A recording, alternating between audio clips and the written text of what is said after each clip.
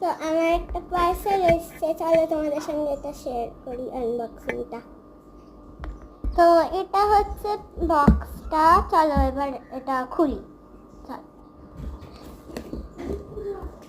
ও তো এখানে একটা বাবল র্যাপ দিয়েছে, চলো এই বাবল র্যাপটা আনর্যাপ করি।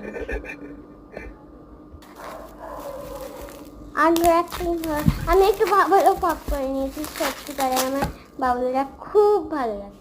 তো তোমরা ভাবছো এটা কি?